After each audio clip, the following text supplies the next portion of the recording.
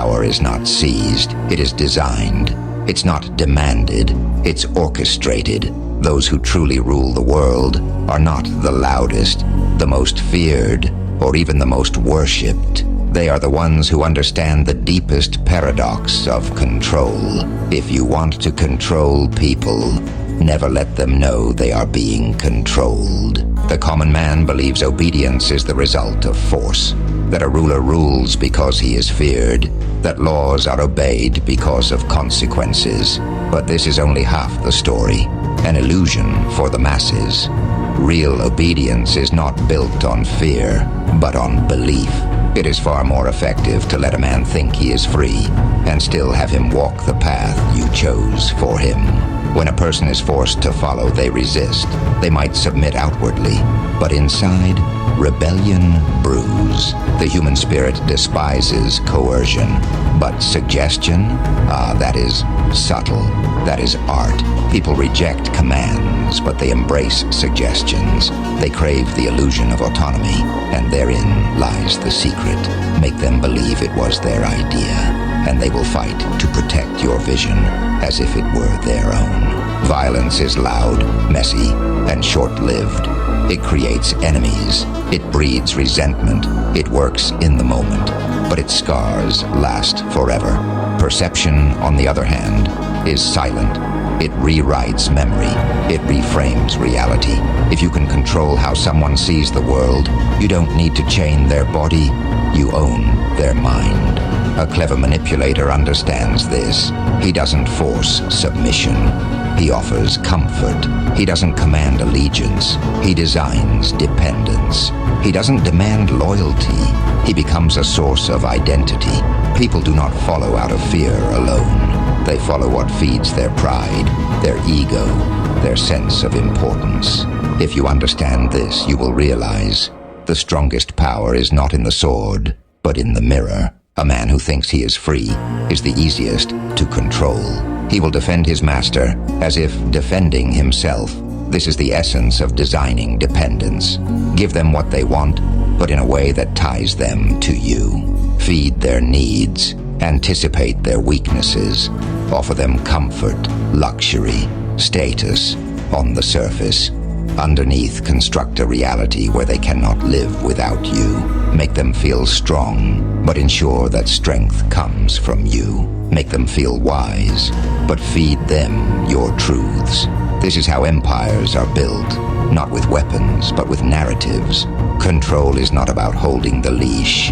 It's about making sure they never want to leave the cage. Every human being walks with an invisible mirror in front of them. They don't see the world as it is. They see themselves reflected in everything. So, if you want to lead them, speak to that reflection. Feed their ego. Tell them they're smart, chosen, different. Reward them for agreeing with you. Punish dissent with subtlety, not punishment. Shame, exclusion, withdrawal of praise. Humans are social creatures. They fear rejection more than pain. Use that. Build a system that reinforces their pride when they stay aligned with your will. When people feel important, they become blind to manipulation. They confuse flattery for truth. They don't question authority that validates them. This is the power of the ego. It is the lock on their mind, and praise is the key. The most powerful prison is the one with invisible walls. Give people choices, but only between paths you've designed. Let them vote, but only for candidates you control. Let them speak, but drown their voices in noise. Let them rebel, but define their rebellion for them. This is how you give the image of freedom while directing every step they take. A master of control doesn't fight free will. He curates it.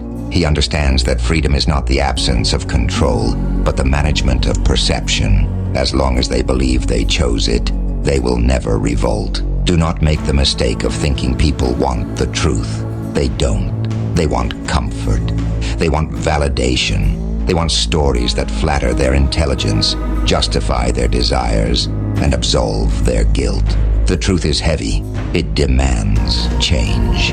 Comfort is light. It allows stagnation. So if you want to lead them, never give them raw truth. Give them a version dressed in beauty, a version that makes them feel noble, righteous, superior. A lie that gives them purpose is more powerful than a truth that leaves them lost. Understand this and you'll know why propaganda works, why religions thrive, why ideologies endure. People don't want to be awakened. They want to feel alive while dreaming. The clever ruler does not shout. He does not demand applause. He doesn't need recognition. He needs results. His power is silent, invisible, absolute, because true control is not measured by how loudly one speaks, but by how deeply one is believed. If they never question you, you have power. If they defend you against their own interests, you have influence. If they can't imagine life without you, you have won. This is the pinnacle of leadership. When your control is so complete, they don't see it as control at all. They see it as life itself.